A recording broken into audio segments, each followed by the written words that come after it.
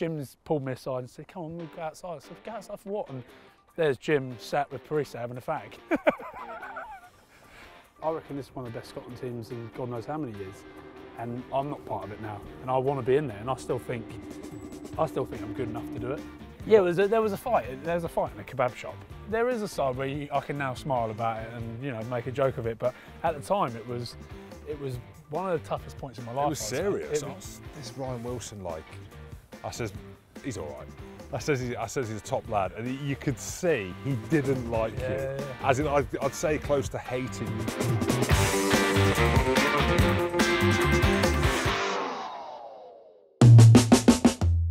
On our first episode of Rugby Roots, I am joined by former teammate and friend, Ryan Wilson. Ryan has hit 2 major milestones in his career in the last year: 50 caps for Scotland and 200 appearances for the Glasgow Warriors. We caught up in the city of Edinburgh to look back on the highs and the lows of his career today and look ahead to Scotland's opening Six Nations game against England in Murrayfield. Ryan, I'm here. Oh my God, is that fake Dad? You can say it. Is that fake You Dad? can say it. Say it. COVID, can't do this. Hello, mate. Oh, mate. You all right? Unbelievable. How weird is it doing the showbiz? How good? Oh, mate. Say it. Is that fake tan? Say it. No, it's not. You know it's not. You're glowing. How good do I look? Are you been in Dubai? How good do I look? Anantara. I don't know if you know, but I said at the Anantara. Horrible plug. Oh, mate. What you got Very then? jealous. Say something. So I look really pasty. You look all right. I need to get something out of the way with first. Where are your socks?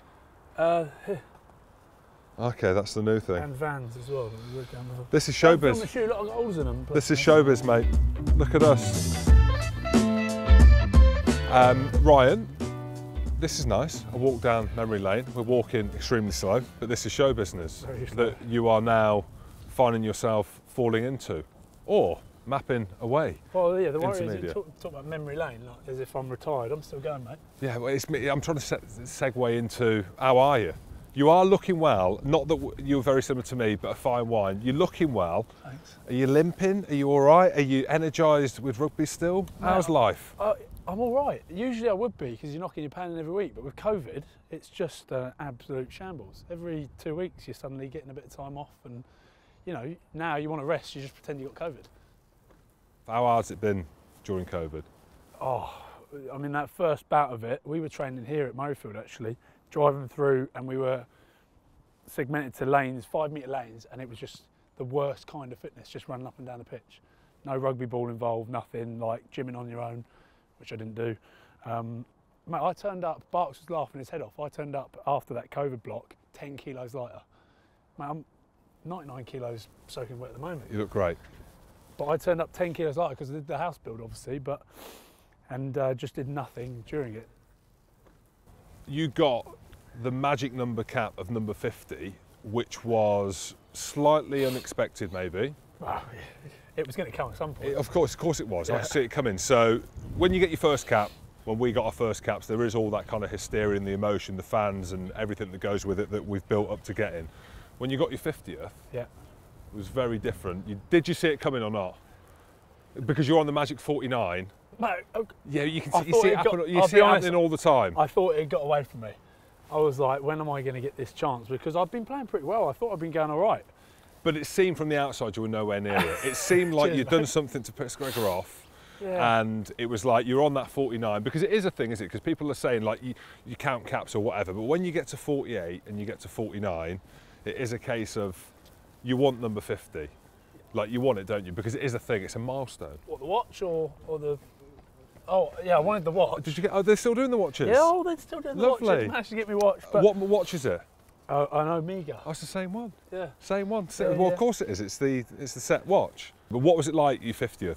It Playing was- against France. Oh, the whole week before it was crazy. Like, I mean, I literally was, there was no way I was playing my 50th cap. There was no way I was involved in the Six Nations. And then obviously we went and trained against Scotland, and I set Fotu Lokatui, the tong and hammer on the boys. I said, listen, they don't respect you.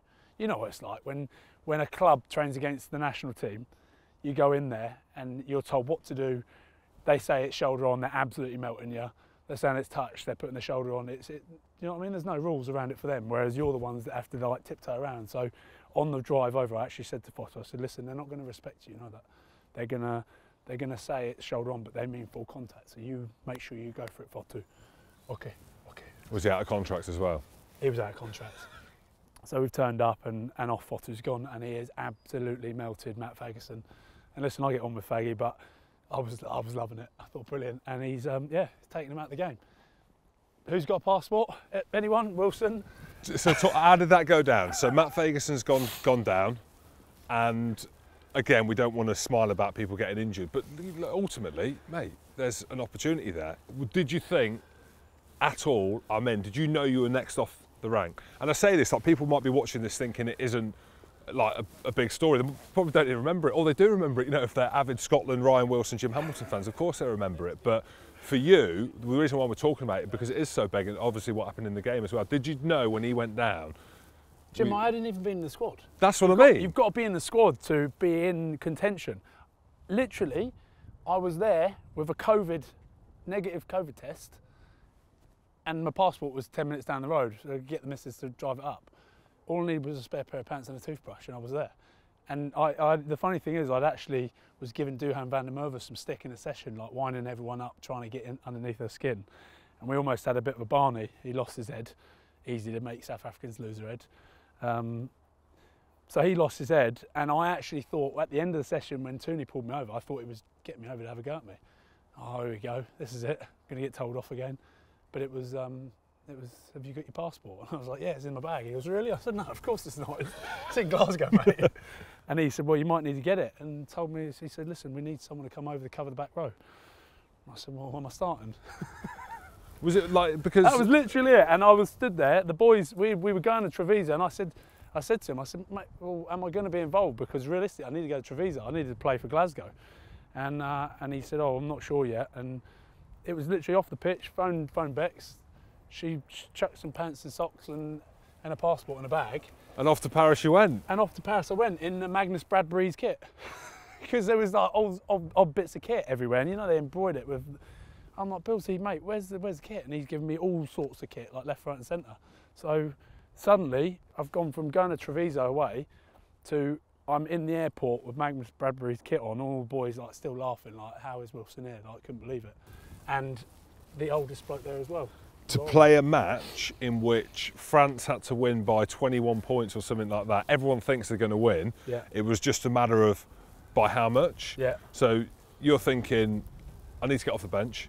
Yes. And get on. It's probably going to be France winning. Well, that's what we were thinking. You probably weren't thinking that. I mean, 20 years they hadn't beaten France over there in 20 years. But it was the whirlwind of it all. And then I'd already pre-planned it. I said to Finn, listen, if I get 5 minutes left on the clock, mate, you've just got to jog off and I'm coming on. So we'd already planned that. Yeah. And thankfully, Tooney put me on and I made that carry, got us right to the line. Probably could have scored it, but thought, oh, listen, I don't want to steal the complete limelight, you know what I mean? That was taking it a little bit too far. It's my 50th. If I'd scored, I would have just stolen the show of pretty much Six Nations. So I left that one, just went a bit short, and they threw one over the top, and Duhan van der Merwe ran it in, the big Scot. Of course, and that was it. That was it. That was us having one of the best Six Nations. First time in 20 years. So yeah, it was incredible, mate. It was the only frustrating thing was obviously then we couldn't go out in Paris because of COVID, but. It would have been a hell of a night, that. Oh I mean, it's a hell of a night anyway. Yeah. And I've never won there. I've had some absolute belters. My memory of a night out in Paris was, we've just been humped, of course we have. And I remember being in a nightclub with Kanye West, Tom Evans. Kanye, yeah. And he was with the tall model lady, Victoria Silverstead. Victoria Silverstead, yeah. And Tom Evans is with her in a nightclub, and I felt like I just won man of the match, and we won by 50 points in Paris. Both enjoyed a night out. Well, linking back to that, you was talking about having a good night out in France. Do you remember? Do you know what? It would have been my early Cats, first, probably third or fourth. We played Italy in Italy. Remember that? And it was my first sort of time, and I thought, you know, it's international. It's going to be a step up. It's going to be so professional. You see, I've not answered the question, because if it Well, takes us down a rabbit hole. I definitely don't remember it. Well, What we'll happened? get on to that rabbit Did we hole, win? but- Set the scene. Did we win? Mate, we won. We won. I think that was the donkey weir drop goal. We won. That was the donkey weir drop Yeah. goal where we like scraped it. The best way to win in Italy. You don't want to trounce them. No. You know, give them a bit of hope, get the fans, tease the fans a little bit, and then Donkey knocks that drop goal. It was the battle of the wooden spoon. That's why. So I don't know whether it was good to win or not, or to win a wooden spoon. But nonetheless, I remember it. An unbelievable night out, but I can just remember the start of it when you go to that black tie event. Do you remember up on that mountain, almost like So Mount good. Vesuvius up the hill? And I'm like, well, you know, it was international, it's pretty. And I come out, Jim's pulled me aside and said, come on, we'll go outside. I said, go outside for what? And there's Jim sat with Parisa having a fag. Oh, yeah, I must have been, what, 24 at the time. I was like, oh. It wasn't Go on, any then. fag either. It was a Marlboro Light with the click The things. clicky. That's when they brought the clickies out. My The mate clicky. Sergio absolutely loved it. I've never met a man that could smoke as many cigarettes, look as good, and just crack on like he's not had any cigarettes. That's how we celebrate a victory. Well- It's either cigars or cigarettes. But they don't do it like that anymore, do you know what I mean? Do they not, though? No, well, you're not going to get boys sitting and having a fag with Sergio Parisa, you're like the legend, having a clicky outside this absolute mansion in Italy somewhere. So yeah, that was, I remember that was my sort of first international introduction to the post-match stuff international-wise. It was good fun. But yeah, you talk about a rabbit hole. Well, talking about rabbits, as we move forward, I think the last time we walked like this. Well, a good way to intro this is if you've seen Ali Price's rabbit. Is that a rabbit or a cat? Mate, it's a rabbit. Is it? How embarrassing. How ironic. You can't have a rabbit like that, but yeah, so I think going it on looks to that, I bloody love rabbits. Look, let's get this out of the way with before we tell this story. I absolutely love rabbits. But the last time we walked like this was Rabbit Gate. we were going at this pace. Well, I wanted to go quicker. I wanted to show Vern Cotter. Let's set the scene. So basically, we got taken up the Pyrenees Yeah. to toughen up the lads, toughen up the public school lads, which ain't us. Is guys like Well, Richie Gray. I went to a few, but Did you? oh yeah, but I didn't last long. Oh, there you go then. Well, no, we're like, you know, let's pretend we're council. Well, I am council. But we went up the hills of the Pyrenees as a toughen up trip for guys like Richie Gray, Yeah, who weren't that tough. getting flogged with Mo Farah running around us whilst we're on the pitch. Remember that? Yeah, I do remember that. He's giving it the old Mobot. It's altitude. I couldn't see it was altitude. I couldn't see. I was buggered, but I didn't want to let on. But apparently Mo Farah was there. I don't know if it was. He was 100%. Are He you was sure? there. He was I'm out just of sure it was training. just some bloke running no, around there. so there you are. Throw that in because that is an important part. Mo Farah was there running around the track. It's all out there. I had to apologise. You know, Vern lost his job, unfortunately. He never picked me in the 2015 World Cup. Two-step lob against Australia, we would have won it. But apart from that, we were tough. Did you play in that game against Australia? Got dropped for it. I got dropped for the quarterfinals because I accidentally stamped on one of Samoan's head the game before. He was holding onto my foot and I was trying to get it out. And as I pulled it away, it fell down and hit him in the head. Vern lost his head. He was like, mate, you can't be stamping on people's heads. And so yeah, he dropped me for. Hang on. You can't stamp on people's head, but you can rotate rabbits at a rapid speed. That's it. So I don't. Yeah, it was. Yeah, to do all the games in the World Cup and then miss the quarter final again. If we were both out there, mate, we'd probably have won it. Well, you think about Scottish history. If there was a two-step lob happening in that game, which if I was on the pitch with the experience, 63 Kappa, I would have called a two-step lob, probably to you, because I would have had you in the team as well. We would have played Argentina in the semi-finals. They're a team that we beat regularly for whatever reason. They're a team that we've beaten, not in World Cups, but aside from that, All Blacks, one-off game in the final. We'd be champions. What to play for? We would be World Cup champions. God, now you say it like that. I know. I like Vern though. Listen, I know you know you didn't see eye to him, but I got on with him. I thought he was a complete lunatic, but that's sort of what I loved about him. I've always said though, he was, in my opinion, the answer to Scotland and the best Scotland coach. There's no two ways about it. Like that is, for me, is undeniable. I don't even think that. It's just one of them things, as you know, like as in some coaches love you, some hate you, and then some are in between. It's easy for me to say because he played me. I know he dropped me in that game, but you know sometimes with a lot of coaches, it's people aren't getting played that then moan about the coach. Whereas with Vern, he was always pretty good to me, you know. Yeah, man, and that's I suppose where he gave me plenty of opportunities. I owe a lot of that World Cup to him because I obviously went through all that bad time with the court case and stuff, and nearly got sacked and all that sort of stuff. And there was only one game that they allowed me to play. They banned me for every game, right up until the last warm-up game for the World Cup, if you remember. Yeah. So I couldn't, but Vernon was the one that actually pushed it and said, listen, we want him to train with us still, to give him an opportunity. And he played me in that last game. And so, yeah, do you know what I mean? That's why it's part of me is like, I owe a bit to him. Well, of course, but also I think Scottish Rugby owes a lot to him as well, because that was the turning point. That genuinely was, and that was probably why I feel so hurt by it, because I could feel that was the turn. Do you know what I mean? I played for Scotland for 9 years before that, and we were shite. Like, genuinely, well, the backs were awful. The forwards were pretty good. And that's why, because I could feel something was going to happen with him there, and I think look, you know, the story's out there. It's old news. But I think that's where, when I look at it, I need to speak to Vern, like, you know, at some point and chat to him about it. But we saw Finn coming through. Yeah. You know, Hoggy was coming through. Like, we had some class players that could do things that players that I played with couldn't. Yeah. And then with a good coach at the helm, you could feel something was brewing. And there was that game against New Zealand in the autumn as well, that we nearly beat them in that first game. I say nearly beat them. We've said that a million times when it comes to Scotland, but we actually genuinely nearly beat them. Yeah. And that was probably the thing. And I think that was the start of the Scotland that we see now, where we're actually pretty decent. And you'll be closer to that anyway, because you're at Glasgow. Well, yeah, I suppose I share the same frustrations now, because I'm seeing that happen at the moment. Like, I reckon this is one of the best Scotland teams in God knows how many years, and I'm not part of it now. And I want to be in there, and I still think I'm good enough to do it. Still think I should, you know, get in there at some point if I get enough rugby under my belt. So, but part of me, I feel that frustration now as that team's getting better, because you look at the team they've got now, so exciting. Like, especially with the way that Finn's developing, Hoggy's developing, you want to be a part of it, don't you? And it's frustrating when you're that close, but you're not getting picked. You're like, oh, yeah, I want to be a part of it. I want to talk about Ryan, the leader, the captain.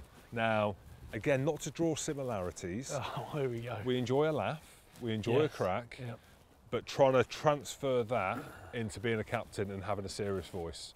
So you're having a crack all week, you get to game day, right? You get to a European match, you get to a big game, and you've got to try and switch like that. How difficult do you find that? Do you find like everyone takes you seriously when you turn into Captain Ryan, or do they know the shift? Yeah, I think it makes it easier. I think if you're serious all the time, it becomes monotonous. It's like boring, like, oh God, here he goes again. And I've seen people like that in the past, but for me, the way I try and lead is I be myself throughout the week, but when it comes to rugby and when I'm serious, I think suddenly the boys are, oh fuck, Wilson's being serious now, we better listen. You know what I mean? Suddenly, because you know me, I don't take much serious, and I have a laugh as much as I can. Even on the training field, I'll have a laugh and wind people up and do stupid stuff, but when you actually feel like, right, hold on a minute, we've got to rein it in a bit here, when the bloke that's always taking the piss and having a laugh does it, it's sometimes a bit more powerful, I guess. So I guess that's how I lead, but also I do the co-captaincy stuff as well. So you've always got a very serious voice in Fraser Brown, who loves his rugby, absolutely loves code. And so that's another side of me, is I'm very much, I'd say I've developed probably more into a leader that's more about the group and not so much about rugby. It makes it easier when you're a co-captain. You don't have to worry about everything that's going on. And I think if I was a coach, let's say, I would always go for co-captaincy. I think there's no way you should ever just have one captain, because you can bounce stuff off each other. You can have a serious guy and a guy that takes the piss a bit more. You know, there's different roles in what you do, and I guess part of my leadership stuff is making sure the boys are okay, looking after the blokes at rugby, and then also, again, there's a big role in Glasgow. It's shared leadership, and Danny's a big candidate of that. So we make a lot of the decisions, and when something that he doesn't agree with, you want to take to him, or there's probably a subject that's a little bit more tricky, as long as you've got a co-captain with you, then you can argue that together. Whereas if you're on your own, it's just you and the coach, it's a bit more difficult. So I guess that's the way I lead. I enjoy it though. Bloody love it. Get paid loads more as well. Do you fuck? Ryan, I'm going to hook on to a word that you said there, development, right? Yeah. And you have developed into a leader, a father, if you develop into a father. Yeah. But it's not all been It's only glory. taken me 4 kids to develop into a father. Of doesn't it? course. Before the 4 kids, or was it before the 4 kids, you made media headlines for other reasons.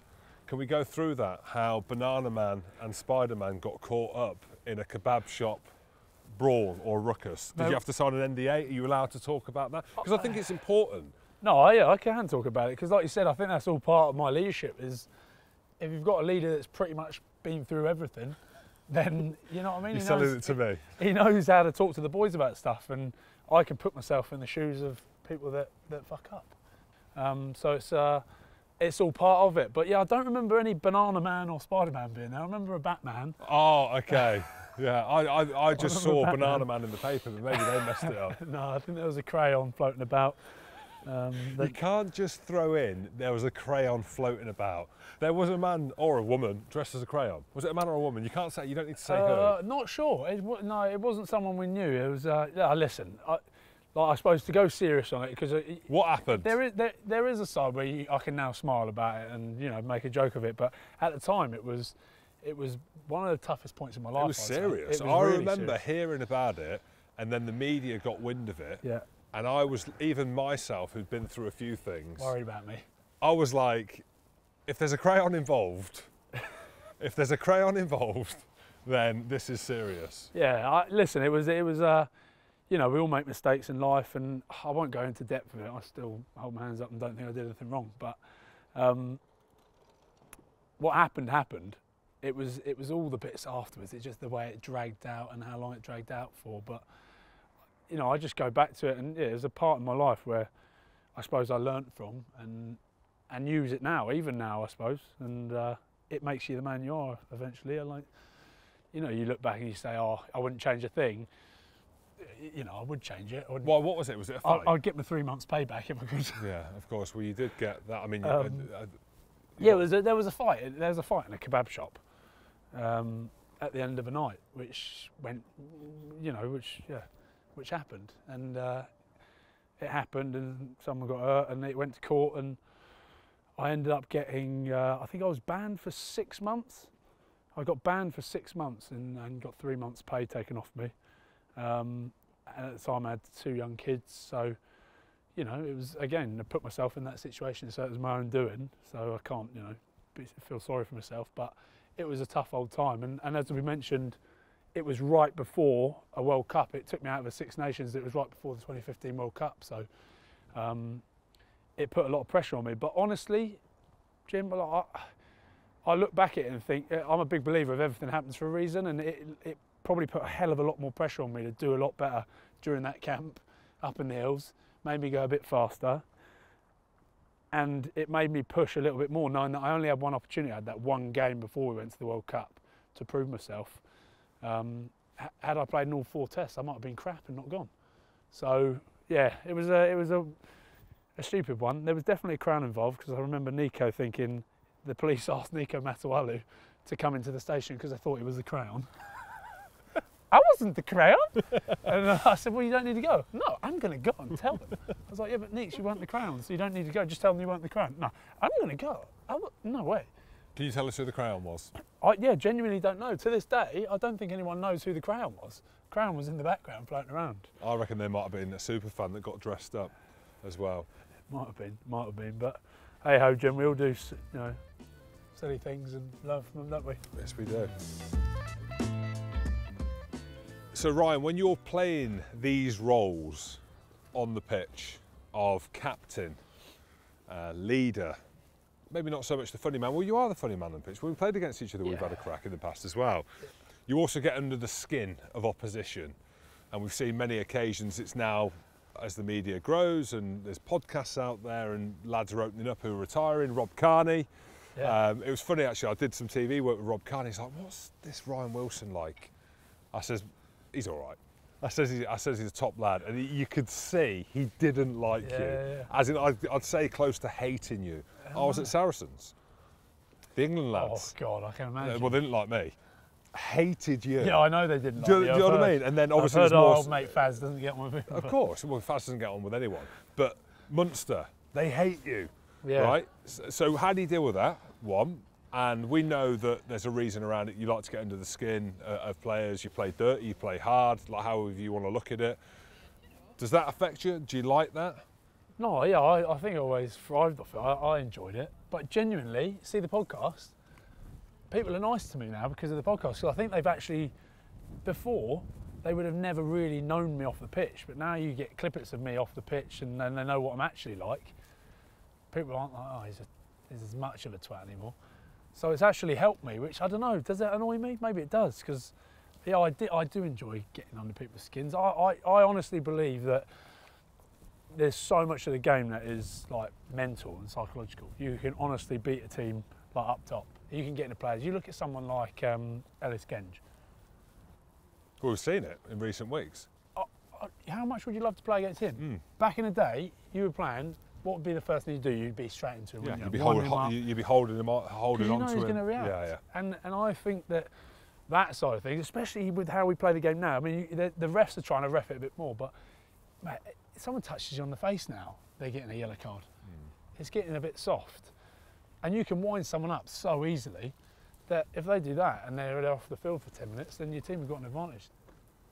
Do you find, and we'll get onto the kind of big headline incident that was part of your career and part of your journey, do you find that it comes off the pitch? Like Rob Carney, you're in a room with, how was he with the Barbarians when you met him? Because he didn't like you. He said that on the podcast, he said that. He said it to me. Yeah, he said, when he saw me on the list, and I was a bit the same. I'm not so much like that because I think I know how bad I am on the field and then what I'm like off it. But with him, he's obviously not as bad as me on the field. But did you not like him before? No, it's not that I didn't like him. I was like, oh no, it's an Irish person. This isn't going to go well. But then he genuinely told me, and he spoke about it after. He was like, I genuinely didn't want to room with you. I was questioning, thinking about moving rooms. You imagine that had happened? The Barbarians as well, yeah, where it doesn't matter. Yeah, exactly. So, but that's what I think made it so funny, is that he came in and within 10, 15 minutes. Did he tell you? No, he didn't tell me then. He told me the night after, once we had a beer together, and a beer fixes everything, doesn't it? Had a few beers together, and the next day we were just chatting, and he was like, yeah, I thought you were going to be a complete and utter prick. And I said, well, I thought the same. But part of your legacy will be, and your story, and when you tell the story and what people remember you for, is the famous victory against England, but what happened in the tunnel. Yeah. But that got under the skin of that England team there, and I genuinely believe, and watching it on the media, I think I was doing the media that day, we were like, something's happened in the tunnel there. Yeah. England look rattled, and they were. What happened? I think I'd done it maybe the week before, and got stuck in the damn bigger coming in. You try and look for pivotal people in the game, like people that you can then talk to during it. Nines, for example, when they're box kicking, give them a bit of chat as they're about to kick. And I was looking for Owen Farrell, because again, I think he's someone that I felt, after playing Saracens quite a few times, that I could probably get under his skin. I thought, yeah, I might have a... And what were you going to say? Do you have it all planned out or no, not? I didn't really have anything planned. It was just sort of wind him up as we're going down the tunnel. Give him a bit of stick. You couldn't find Faz. You Couldn't found his best Faz, mate. So, and there was someone else, just as a smaller bloke, which is obviously a safer bet. So it was George Ford George Ford stood there. And again, pivotal part of the team. And I just gave him a bit of chat. Do you know what?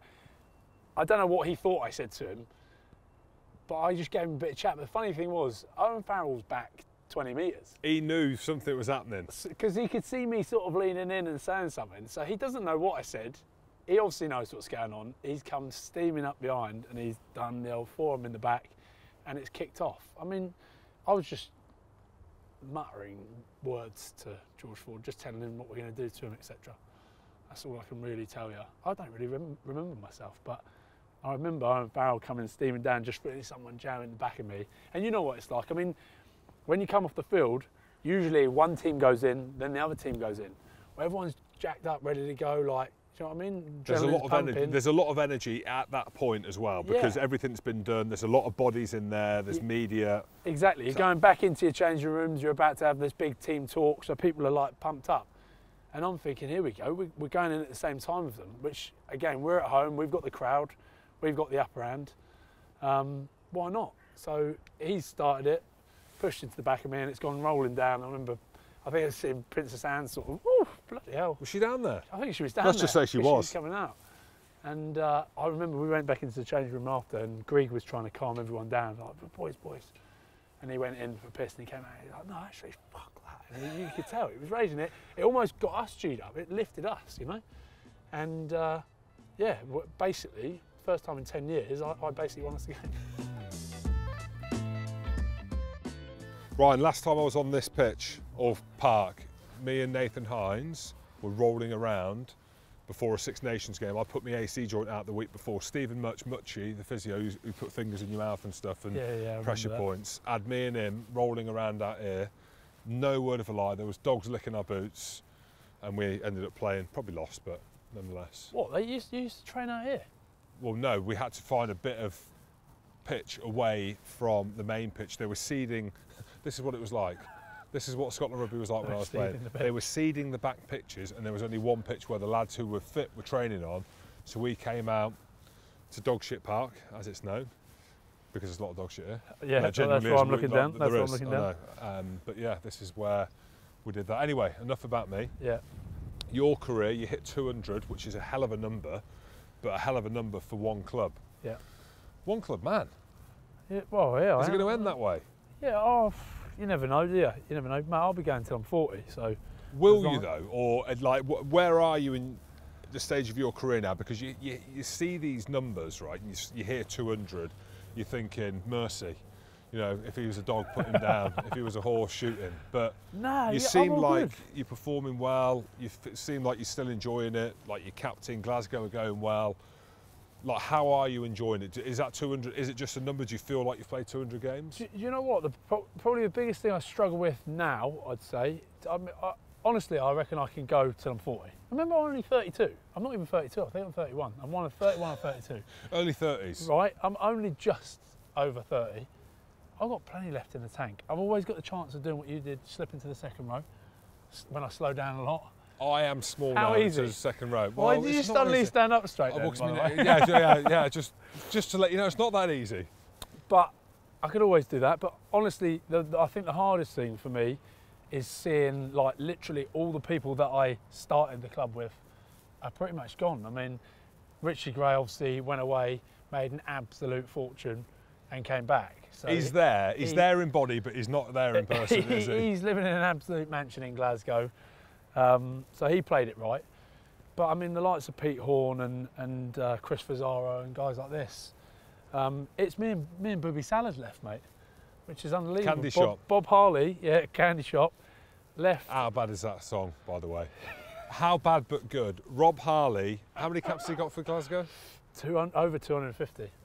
When you sing the songs at the front of the bus and he rocks up there and sings, I'll take you to the candy shop. I'll let you lick the lollipop.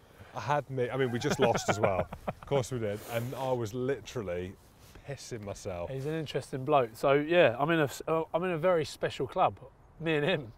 It's an odd club, but yeah, for only two people to do it for Glasgow, it's pretty cool.